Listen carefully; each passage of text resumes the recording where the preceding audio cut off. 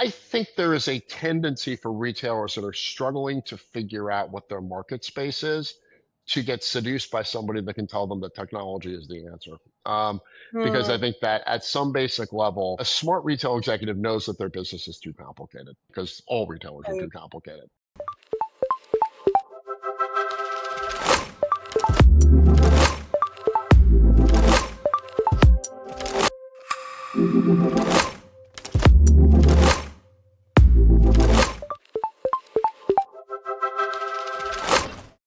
So, Brian, why do so many retail strategies sound brilliant in the boardroom, but they completely fall apart when they hit the store floor? I think it's a great question, a great place to start the conversation. Thanks for having me. Look, in the end, there's any classic consulting framework will show you that there's strategy and there's execution and there's messy things in the middle called enablers, right? And those enablers are usually one of three or four things. And I think at retail there are um, two or three that are most pronounced. The first of which is what I would call, like, you ask any retail CEO what their competitive, and they're going to say, our people make the difference. It's like, well, sure, except that as a retailer, you've got, if you're a retailer scale, you've got somewhere between 10 and 10,000, a million people working for you. The odds that all of those people are exceptional defies statistical theory. So that what you really have to build as a retailer is not people dependent processes, but almost people resistant processes, where things happen almost irrespective of who's doing them. And I think a lot of retailers struggle to get to that level of process consistency. And that gets to the second piece, which is just workflow and process in general. One of the things we teach clients all the time is like, look, if you've got a strategy where if you can do it once, like if everybody's staring at it and you manually do it and it happens, but you can't do it repeatedly, that's almost always a process problem. So, and large companies thrive on workflows that hand work off seamlessly from one place to the next. And oftentimes the breakdown between strategy and execution is process. The third one for retail, and I think we'll talk more about this as we get into this, is technology. And sometimes I just don't have the right tools to get me the right information and to do the right work at the right time. Look, most people are trying to do a good job in the world. And if they make a bad decision, often it's because they simply don't have the information they need to make the decision at the time in which they need it. So that, and that one of the primary roles that technology plays is to put information in the hands of the decision makers, not the right who, but the right when. So if I know what my process looks like, if information gets to somebody at the right time, the likelihood they're going to make a decision increases. Those three are great, right? By far, the single biggest disconnect we see here is in the fourth enabler, which is measures. Generally speaking, if I change the strategy and try to change the execution and it doesn't work, smart people are trying to execute the strategy and they're running up against somebody who forgot to change how somebody was paid. My favorite example of this in retail was years ago. This is when Ahold still had a business in China, right? So head of international for Ahold goes over to China, has a conversation with the Chinese grocery chain and says, look, we've really got to reduce shrink in the meat department, right? So he goes to Australia, comes back 2 weeks later, and the meat department looks like a zombie apocalypse, right? Like all of the meat is like almost sentient with all the parasites that are in it. And as the Chinese executives are proudly showing them the shrink reduction they've had in the meat department, because they just didn't get rid of any of the spoiled meat, so they reduced shrink. So that's a classic breakdown of where strategy hits measures and measures win. And in the face of literally a zombie apocalypse, I'm going to hit my metrics. You expect what you inspect, you get what you measure. Those are all cliches for reasons because they're right. And I think so often the detailed work, particularly when I'm trying to execute a large scale consulting project that doesn't usually concern itself with the nitty gritty of how people get paid, where it hits the wreckage of a breakdown in execution is usually because somebody in the middle of that process is being paid to do something different than what the strategy says. Yeah. So that's a pretty long but simple answer. I hope that's helpful. No, that is very helpful. So what I hear is it's somewhere related to people. Hmm. It's the second is processes, the third is technology, and the fourth is the measurability aspect of it, right? So Yes, let's maybe go into the technology aspect of it, Brian. sure. In the last few years, I've at least seen that um, a lot of technology providers are keeping in mind the experience for store staff or the store colleagues, right, Hmm. at the center of the solution itself. Whereas, if I were to talk about at least 5 years back, what I was seeing when I entered this space with G-Store, the problem statement that I was seeing was the interfaces for the store staff, right? The people enablement aspect that was thought of as a byproduct of something else, right? So there were ERP systems, there were a lot of store inventory management system or inventory management systems at the central level, and then the stores, what technology they got was an afterthought of the ERP system, right? So some version of the central system itself was sort of pulled into the store level, and then so what I felt at that point in time was the stores were an afterthought in terms of technology and not the center of excellence for creating the experience itself.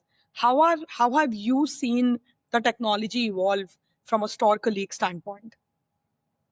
I think that's an interesting question. And yeah, I mean, I think the notion that stores owe their employees a good in-store experience is one that I think is evolving, and I think it's a real thing, right? Because let's put it like if I want to work in a store today, like if my life's ambition was to spend 8 hours a day in a supermarket, I don't even need to work for a supermarket to do that today. I can go be a gig worker for Instacart, control my own time, my own schedule, and I can shop to my heart's content, right? So the labor market for what I'll largely call non-desk work has fundamentally changed over the last 5 or 10 years, and it's a much more competitive labor market. So, and I also, on balance, have a younger workforce than the median US company will. So I have people that are more technologically savvy and who won't process a problem without technology the way that the way that an older employee might have found a manual workaround for. So the experience I've got to create is one, I've got to get information in the hands of somebody the right way, but then two, I've really got to make sure that we are that we are also that we're also letting that person process a problem in a way that they're familiar with. So yeah, I think that you've seen a lot of innovation from my end in store operations software in particular, Mm, that's creating a less confusing experience for the in-store associate and mm, also helping them prioritize and triage the work that they're trying to get done. But also, a lot of the really good in-store solutions that I see are solutions that create team in a different kind of way as well. So it's almost like, I don't want to oversimplify it, but I've got both an operational component to it and almost like a social media component where the teams mm, can use that as a connectivity vehicle because that's the way that the younger mm. folks, as old man yelling at cloud here, but the way that younger people are used to connecting to each other is through technology. So having a technological solution that's broader and more holistic makes more sense. To the point you were kind of implicitly making, which I think is a good one, which is that the notion of the store as an afterthought in retail operations technology does seem to have the problem kind of upside down. And most of the great retailers that I know are the ones that can think about their business as an inverted pyramid, which is that where the people that touch the customer are at the top of the pyramid and it cascades down to the CEO, who in many ways is the least important person in the company. And that I think is a better way to think about retail than a McKinsey centered consulting project that a SVP of logistics drives out to the distribution centers and the distribution centers just tell the store to deal with it. That's probably not the wave of the future. So Yeah, yeah. So basically, what I'm hearing is um, the strategy itself is not really the problem, right? The execution of it and the organization's ability to sort of maneuver around it and have a holistic, rounded approach to making it successful yeah, is where I mean, the struggle yeah, I is. mean, I mean, look, I make fun of McKinsey and Bain a lot because it's fun, but I mean, look, those are smart people, right? And retail is not nuclear physics. I mean, there's a limit to how you're going to reinvent the wheel from a retail strategy point of view. I mean, the oldest recorded retail transaction in the world is 11,000 years ago. There's a cave etching of somebody selling obsidian to another caveman to kill mammoths. I mean, I don't want to say that the business hasn't changed much since then, but It's Hmm. basically the same business, right? So the strategies in retail, overcomplicated strategies tend to die in retail for a whole host of reasons, mostly because it's just an operationally complicated business. So it's a business that rewards really thinking through how you get from strategy to execution more than the strategy itself. I mean, and we'll chat about this, I think, a little bit. We talk about some of the retailers that are winning in the marketplace. Look, Hmm. Costco is the simplest strategy in the world. It's half a Hmm. page. Like, and if you ask them what are, what's your secret strategy, they'll like fax you a copy of their half-page strategy. It's like that's that, but they've been executing it relentlessly for 35 years, and they're the third largest retailer in the world. So Yeah, yeah. No, I agree. And I think given we've already sort of gone in that route and you just mentioned Costco strategy. So let's go there a little bit. What are some of the best retailers doing differently to make the strategy in the store a success? What's happening there, Brian? Tell us more about that. well, I think it depends on the retailer, and it also depends on the type of store that you're running as well, right? I think the the path to success for Sephora and the path to success for Costco are just really different paths, right? Because they Yeah. are within the context of retail being a simple business, trying to do two pretty different things. So I would say that for retail that relies heavily on experience, what you're seeing is the retailers putting an unrelenting amount of capital into trying to simplify literally everything that isn't a customer touch point, right? So, and and I think this is like, as a for instance, you saw the news, we saw the news whenever this goes up, but the news a couple of days ago from this recording time was that Target was, it's put out this four-stage thing they're going to evaluate their associates on, and they're going to be engaging, they're going to talk to the shoppers, and it's like, that's cool, except for that often I don't know that the target guest today is craving more conversation with a target associate. I believe what the target guest is craving is for Target to be in stock on the basic items that they sell. Hmm. And no amount of conversation is going to solve the problem of I have a 10-month-old at home and you're out of the diapers I need. So I don't want to at that point talk to somebody about that. I would like you to fix that. So I think that you've really got to kind of figure out in terms of what the retailers are trying to accomplish, what they're doing, and lay it out that way. So I would say that from an in-store experience point of view, I think the points of commonality between retailers, irrespective of what their kind of strategy is one, is I've got to be able to repeatedly do the basics without a ton of human intervention, period, the end. And any human intervention that needs to go into executing the basics of retail is time wasted from something else. Hmm. If I have no goals to engage the shopper in store, it's just wasted money. If I have goals to engage the shopper in store, I'm keeping my people from doing that the right way. I think the second thing is now this is where you start to get into more experience, and then the second piece is then optimizing that, right? So, the amount of money retailers lose every year because they are out of stock on the things people need is phenomenal, right? Yeah. So I need to make sure that I understand where that's happening so that the second point of kind of technology in store is to put the associate in a position to win, right? To go back to the Target example, I would rather Target deploy resources against putting that associate in a place where they're not forced to explain an out of stock to a guest than rewarding that employee for talking to the guest. Like I would rather give them something better to say.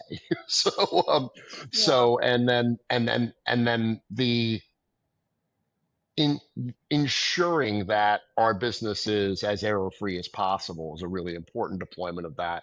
And then I think the third one is, I think it's really around understanding how your associates organize the incredibly complicated series of demands that are put in front of them, and how their whatever the device is that they're using, whether it's their phone or Or see. a Right. store provided one, is how does that triage the work? I mean, I think one of the things that I have seen retailers fall victim to is the tyranny of the list, if you will. So I've watched this in retail stores where somebody will see a pile of clothes on the floor, look at their handheld, pick up the one sweater they're being told to pick up, and leave the other four things on the floor because it's not in their telson or whatever it is, right? So there's a balance between mechanizing the operation, i.e., measuring the input and then measuring the output is the floor clean. That I think there's some opportunity to improve that in terms of ensuring that the technology is teaching the associate to maximize the experience the right way. Absolutely. And I think, Brian, you touched a spot there when you talked about as a store associate, you're told to solve one part of the problem. You just focus on solving that and not worrying about anything else. And we saw that all the time while we were doing deployments across 6, 7 big retailers. And what we are experimenting with, this is more at an early stage, and we're trying to experiment a few stores at multiple retailers each. Is for instance, I'm working on back to front replenishment, right? And I'm working on shelf availability. And while I'm doing that, as a colleague, I'm touching certain parts of the store floor, right? I'm touching certain parts of the shop floor. How do how does the technology help me also look at anything else that has to be done in that vicinity, especially in the bigger size store, becomes very, very important, right? So, for example, I take bunch of stuff from the back store and I bring it to the front of the store. At the same time, when I go and put it away at a certain section of the store, the map is sort of telling me that you have to go to point A, keep XYZ items, you have to go to point B, you have to keep ABC items, etc. So I have a list that I'm following. While I'm at the point X, I also can see that there are, compliance issues. Something is not put at the right place, or some quantity of items is more than that is expected in the shop floor, right? I also sort of fix that because I'm already carrying a trolley. I could still pick up stuff, keep it in my Yeah. trolley, take it to the next place. And the curation of task should sort of edit accordingly, right? While I'm acknowledging that, okay, I'm picking up these extra items that are on the shop floor, my task list is accordingly changing, and it is accordingly changing the path for me because I need to put these away now somewhere else, right? So of course, there's a fine balance between how much complexity you want to bring in from a process flow perspective and the simplicity aspect of it and the effectiveness aspect of it.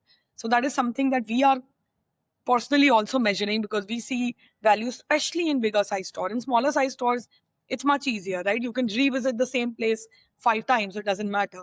But when you're talking, It's within the store manager's span of control to be able to walk the store in 20 minutes and point out what the problems are, and then you can manage. It's absolutely, kind of the difference between running a small company and running a large one, right? Like in a small company, you get everybody in the same room and you can pivot in 5 minutes. In a big company, it's harder. I think the interesting thing about what you're saying too is that that technology already exists there, and the omnichannel retailers, particularly Walmart, are already doing this, which is the pathing that they use for their associates to pick buy online, pick up in store baskets. So if you're walking behind somebody who's picking buy online, pick up in store baskets at Walmart, they're not shopping for you. They're shopping for 12 different people. And they've got an algorithm that paths them through the aisles in the most efficient way to be able to pick all 12 orders in a way in which they are basically being mazed through the store in order to be able to do that in as time effective a way as possible. So there already exists pathing technology to guide right. associates on you would just apply that same basic idea to a different problem set, and that should work really well. That makes sense. So Yep. So Brian, you just touched upon omnichannel, right? sure. I've observed in a lot of your content that you've talked a lot about omnichannel complexity. Now, on one, If I don't, I lose my consulting license. So we have to yeah, mention AI at some point too, again, or I get fired. So I get kicked out of the club. But yes. yeah. So, do you think retailers created systems that are simply too difficult for store teams to realistically execute? Like, where do you think is the exact challenge there? I think it's a really interesting topic. And let's do a thought exercise, right? So if I asked anybody listening to this to pick the retailers in the United States, and we're going to leave Amazon, obviously, because they're not an omnichannel retailer, they're an e-commerce one. And let's leave Walmart out for a minute, who has done a remarkable job, as they always do, of scaling operational technology. So Walmart's core competency is scaling operational technology. They're really good at it, and they should be allowed to participate in that. Now, Let's look at the other retailers that are famous for omni-channel investment. Target, Macy's, Home Got it. Depot, Lowe's, all the retailers that are at all the conferences talking about their omni-channel strategy. Then look at, are they growing faster or slower than the market? Put that in bucket A. Let's take a look at bucket B, retailers that are almost laughed at for their omni-channel investment. Costco, Aldi, Publix, Sprouts, TJ Maxx. Then put those retailers in a bucket and look at whether they, Dollar General, and look at whether they are growing faster than the market or not. What you will find is that the retailers that have dramatically underinvested in omnichannel are dramatically outperforming the retailers that have overinvested. So for all of the journey we've all been on, there is a 0.0% correlation if you yank Walmart out between reported competency in omnichannel shopper engagement and actual performance as a retail business. So to the point you were making there, I think there is certainly, if I were a scientist, it would be time to test the hypothesis of, is omni-channel investment a distraction from what we're actually trying to do? Now, the answer is, and clearly everybody's head's going to explode, no, we have to be omni-channel. But again, there is an argument that any retailer in the world would have been better off letting other people, i.e. Amazon, who are incredibly competent at solving the problem of selling 68 million SKUs, do that, and then outsource the problem of shoppers that don't want to come to the store to a third-party logistics business specially designed to do that, like Instacart or DoorDash. There is an argument that's a better idea. And it's at least worth testing. So yeah, I think that what you've seen today is I think that the need to, unless you're Walmart and you have both the patience because your business is 49% owned by a family and the capability to take billions of dollars of capex and turn it into an operating model that can do this, and the competency, sometimes hired from Amazon, to be able to figure out how to execute it. Unless you're that, like, there's a really interesting question around how hard have we made a store to run for what is today still a profit challenged part of the P&L? And now this all gets back to measures, right? If I over-incent the store associates to solve for omni-channel, I under-deliver on my store promise. As I'm not making any more money than I used to. So I mean, as you know better than I do, labor hours are solely a function of revenue and margin, right? So labor hours are an outcome, they're not an input. So in a retailer's economic model, the amount of labor hours I have is an outcome of my economic model. So, and unless I tell, like, what's to Target's credit, what they're doing now, unless I tell Wall Street, if I'm publicly traded, that I'm going to spend a ton more money on labor hours, I just don't have permission to do that. So with a fixed labor hour budget, given my sales and margin performance, if I'm trying to over omni-channel without seeing profit growth at the same time, I'm just simply giving more tasks to the same number of people. And unless I really invest in automating that, something's going to break. And I think that's where a lot of omni-channel experience has been so far, that there is a strategy to become more omni-channel from a different consulting company than the one that's trying to operate, to change your operations. And there's just not a real reflection of the amount of labor and distraction that's going to be. And I'm convinced this is why Costco has relied so heavily on Instacart for their buy online, deliver to home solution. But Costco doesn't want their club manager thinking about that. The club manager's running a $160 billion business. Like, it's like, no, I prefer you thinking about where the forklifts are on the floor, because if you run somebody over, we have a problem, right? So you focus on that. And for our member who's more affluent, if they want stuff delivered to their house, Instacart will do it. You don't worry about it. Like, just you do the things you do, and we're going to outsource that problem to somebody else. So yeah, it's a long answer, but I do think that, let's put it this way. I think the nature of how we're investing in omnichannel needs to be reinvestigated. And I think you are seeing a lot of retailers starting to reconsider some of the decisions they're making around capital deployment in that area. A number of retailers are closing their online only DCs and going back to replenishing in store. I mean, there's a lot here. Kroger has unwound its partnership with Ocado, which was a deeply capital intensive way to solve the problem of not selling very many groceries online. you've seen a bunch of retailers trying to reposition that a lot. And I think you're seeing what a more rational approach to omnichannel investment as opposed Right. to pursuing it at all costs. Right. Brian, one thing that I've personally seen, in the last 5 years is that the omnichannel strategy itself is not the problem. But what base measures you need to take before you enable omnichannel is where the challenge is, right? And one of the key parameters to that is your inventory accuracy, or how good is your accuracy level, your on shelf availability level, how low your variance is, your ability to identify that a product is in the store and actually get your hands on it are two different things, right?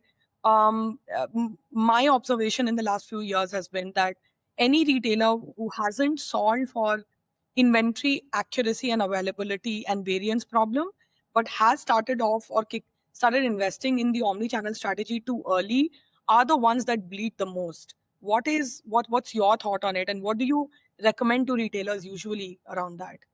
Well, I mean, I think one, you're correct. Two, the metaphor I always use for this is like, look, if you listen to a Miles Davis record and you think just kind of playing random notes is jazz, that's great.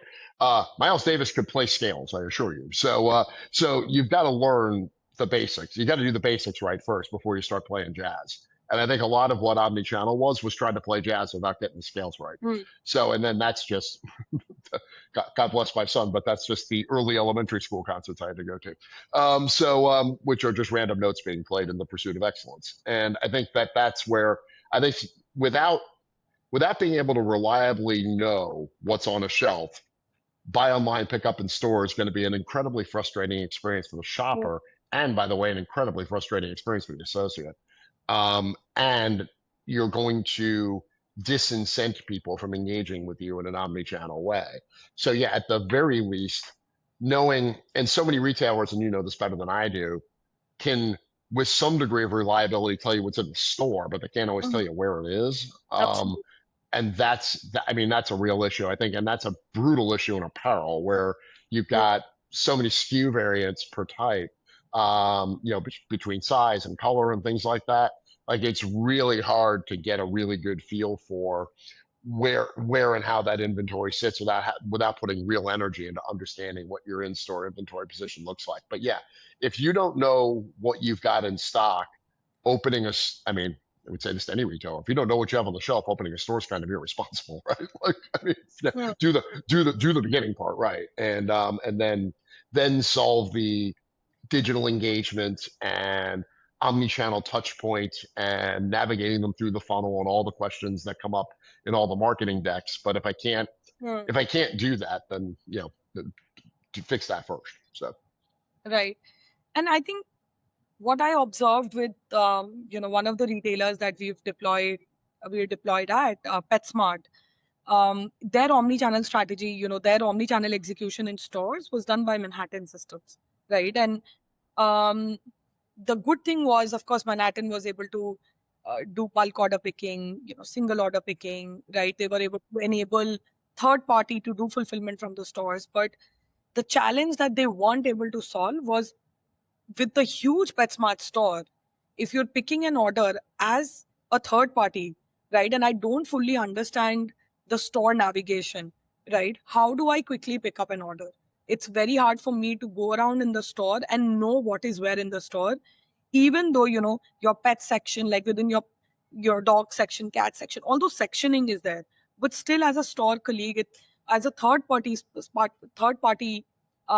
person, it becomes even harder. And then what ended up happening was they were sort of pulling time from the store colleagues to basically know what is where in the store, so that they could do their fulfillment quickly, and then they could deliver the orders in a timely fashion, right? And that's a problem that we helped solve. And I see there is so much value in and it's a very simple solution. It's just digitizing the store, understanding the store locations, right? yeah, Integrating with the Blue Yonder planogram system, and then doing pick pathing on it, right? Given, yeah, um, for humans, especially myself, when I go to a Target store and it's just frustrating. I need to get back home quickly. I need the the stuff that I need very, very quickly. And I wish somebody could give me a technology which could help me traverse through the store in the shortest possible fashion, get my hands on the stuff that I need, and like get out of the store. Well, Right. I mean, with all due respect to Manhattan Associates, I mean, my dear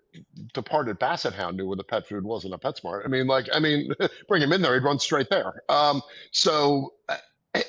mean, if he can't solve that, PetSmart's not that complicated, right? I mean, it is. It's SKU complicated, but Yes. 80% of the traffic in that store is in 15% of the aisles. Hmm.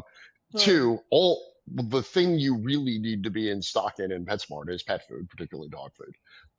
And that's the and for any category specialist retailer like PetSmart, a remarkably high percentage of your traffic is driven by a relatively small number of items. Those KVIs and KPIs are items you absolutely have to be in stock on, and this has been an issue for the pet companies forever. That they struggle to stay in stock on the actual thing somebody wants to come to buy. So that all the high margin stuff, all the dog treats and all the other stuff where they make all their money, I can't buy that if it's not in stock. Um, yeah, I would. So yes, I one kudos to you for solving that problem, and I think that's essential. But there is the yes, the pathing issue. The minute you start to distract the store associate from doing whatever it was they were supposed to do to solve an omni-channel problem that technology should have solved, you're either wasting money or hurting your experience. Those are the Yep. only two outcomes that come from that. So yeah, I would say that certainly, again, for any retailer that's engaging in this journey, if you don't have a really good sense as to how to get the associates routed to where they're supposed to be to do omni-channel fulfillment, you would want to do that before you start actively promoting your ability to do omni-channel fulfillment. You would actually want to be able to do it first. So yeah. Yeah. Yeah. So, Brian, tell me this. If you walked into a retailer tomorrow as a CEO, what's the first thing that you would simplify? Oh, I was going to say the first thing I do is quit. But no, no, no.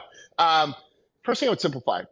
Depends on the retailer, I think, to some degree. But look, I mean, we've all seen the Gordon Ramsay shows where he goes into the restaurant where the families are fighting with each other, and the sister hates the mom, and like they're going to burn the place down. And there's inevitably some giant fight. Gordon Ramsay swears at everybody, and then tells them, "Here's a menu. Put 5 things on it and do them well." And I think to cut to the Gordon Ramsay piece, I would say that most retailers are dying on the vine of trying to do too many things. So, and live with the fact that occasionally a shopper will go to another store because you don't have what they need in return for the shoppers I've chosen to focus on will come here because I always have what they need and I always have what they want. And I most importantly know what they will want next. And I think that again, unless you're Walmart and you're a $600 billion company with a CapEx budget that's larger than the revenue of most of the retailers you're competing with, um, don't try to do everything. So, and even Walmart doesn't, but don't try to do everything. And I think most retailers today are dying on the vine of trying to do everything. I mean, most of my work is with brands that sell to retailers, and oftentimes what we tell them is like, look, guys, some of the smartest retailers in the world are the ones that struggle the most with execution. It's because they're the smartest retailers in the world. They have too many good ideas. Hmm. So your job is to have these great brainstorming sessions, these great business planning sessions, and say, look, we've come up with 15 good ideas. Pick 2. Like, let's just do 2 of them well. So I would probably spend about the first 6 months wandering around, listening to people. And this is honestly, it's a variation of what Brian Cornell did when he started at Target. It's like, look, Brian is a great believer, and the strategy is all about what you don't do. So, and I think retail strategy is all about what you choose not to do. And I the end state apex of that is Costco, who has chosen not to do 78 million things over the course of their lives in order to do about 6 things really, really well. So, Makes sense. Brian, I think one thing that I've observed in the last at least 1.5 years of AI sort of, getting in hands of literally everybody in the retail ecosystem is that there is no lack of ideas. The problem is there's just too many ideas. Right? yeah, Everybody well, has AI will come up with plenty. So, 100%. And So it'll tell these you all your ideas are awesome. So exactly. They'll make you believe that you're thinking yeah, of the that's a perfect great point. It's a great 100%. build. So what is the point where, innovation really starts execution on the floor? Where what is there a way to measurably make retailers understand that this is the point where your innovation is actually hurting your execution instead of helping it? Well, I mean, look, I mean, any shiny new toy will be there's you have to live with an element of distraction to it in order to get anywhere with it. So, and I think that's the first thing going in. It's like the the problem I find with retailers in particular is that I find retailers are a very risk averse group of people. As for the most part, um, they have a what I would almost call is a religious belief in the complexity of their organization and a deep sense of not wanting to, you know, pardon my French, but screw with it. And I get that. So, but for all that, you've got to be willing to live with a couple of failures if you're going to deploy anything new. And the thing is with failures is you have to learn from them and stop them. And this is what most companies are terrible at. And I think this is a particular weakness for retailers who tend to have very distributed measurement systems. So there's a there's a period of time at which a pilot, if it's not stopped, just simply turns into a bad idea if it doesn't work. And I think retailers are particularly bad at shutting off pilots that are bad ideas because they get operationalized and then they kind of almost don't know how to unwind them. So I think that with AI, you need a really disciplined group of people that are good at testing, and testing's a competency, and you know this better than I do in the tech space, right? So you need a core group of people that know how to test, know how to learn, know how to stop, and know how to pivot. So I think that's one. And I think too, look, I mean, AI is already a pretty big deal with some retailers. And what is Walmart's in-store AI for their associates? I think handled 1.3 billion questions last year from in-store associates. Um, One of the most interesting deployments I saw of this was Ace Hardware, right? So Ace is trying to AI enable their associates. For Ace Hardware, that makes all the sense in the world because they have a 9,000 square foot store with an owner and two people working there, and they're trying to compete with Home Depot on a category knowledge point of view. Like that's a really good place to use AI, right? Like the person working at Ace knows hardware really well and knows their store really well and is probably has some experience as like a general contractor at some point in their lives and knows the way around, but they're not going to know as much about paint as the person that like, Bear Paints is paying to stand in Home Depot. But with AI, they can. And that's where I think sensibly deploying AI in places where depth matters and where context matters and prioritizing where depth and context are most important as opposed to just an operational report, and then using AI where depth and context are most critical and relying on machine learning and basic operating reporting to do all the other things where neither depth nor context is particularly important, I think is great. I mean, and then AI, on the internal side, on the non-associate facing side, I mean, look, I mean, talk to anybody who knows this stuff, and they'll tell you that AI is in non-LLM AI is just basically that's a continuum from Excel solver to, you know, ChatGPT solving a math problem that humans couldn't, right? So somewhere between advanced machine learning and low level AI is a lot of the work that you guys do around modeling and forecasting and stuff like that. By all means, double down on that. And I think that's the part of AI that's gotten lost in the notion that everything that's AI has to be part of an LLM and has to be part of a conversational interaction that humans can use. It's like, well, not really. I mean, like, Of course. the most useful thing AI is doing right now in the world, the thing that's changing the world and why Anthropic is $1 trillion company, it's not because people are using AI, it's because coders are using AI. And they're finding it's way more efficient to write code than it used to be because of Claude Code. So Yeah. I think there's a misnomer about what AI is and what it can do that I think is confusing the market space a little bit. So Yeah. But Brian, do you think retailers are becoming overly obsessed with technology instead of focusing on like the operations fundamentals? I think there is a tendency for retailers that are struggling to figure out what their market space is to get seduced by somebody that can tell them that technology is the answer. Because I Hmm. think that at some basic level, the a smart retail executive knows that their business is too complicated, and because all retailers are too Right. complicated, so they're desperately looking for tools that can help them simplify that. I think it is easy to get talked into the idea that technology is a pathway to that. And technology is a part of the pathway to that. It is, but the problem is that, I mean, and I think this is particularly acute with AI, is that if you talk to anybody smart about AI, they'll tell you, look, you can throw AI at your existing process, and all AI will do is learn your existing process. So then you've got basically a free employee that's as confused by your existing process as you are. So, like, what you Yeah. really need to do to maximize AI is to build a process that is optimized for what AI is good at. And that requires hard work, process reengineering, change management, all the stuff that's just hard to do at a retailer. And I think sometimes you run up against at some point between the C-suite's need to improve the economics and the operators need to get the basics done, that translation software, if you will, between those two things breaks down at some point. And that's where I think the frustration comes from. So I don't know the retailers are overly reliant on technology. I think they have too much faith in its ability to solve problems that are probably more complicated than that. Makes sense. Makes sense. I see adoption problem all the time, right? Like Mhm. there there is, you can put the best technology out there, but how do you ensure the enablement of it? How do you ensure the adoption of it? How do you ensure the measurability of it, right? What processes do you create around it? Yeah, What incentive structure do you create around it? All of that matters a lot more than just the technology itself. So, Brian, this was an excellent conversation. Tell us a little bit more for our listeners. Tell us more about what you're up to, and where can people find you? sure. At Retail Cities, what we do is we help anybody that's trying to understand the changing retail landscape, um, predict, map, and capture where growth is going to come from in the world. So, our basic thesis is, we're a global business. There's going to be $10 trillion of retail growth in the world over the next 6 years coming from around the world.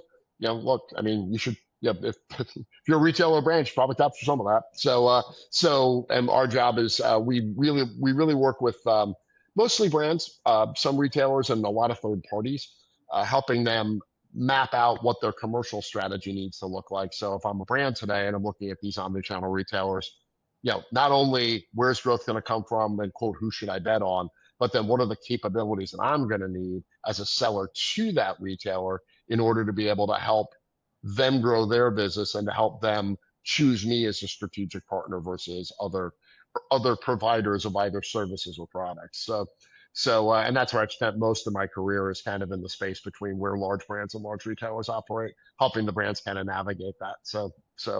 I can remember doing this. We were trying to explain to people the internet was going to be a big thing. Yes.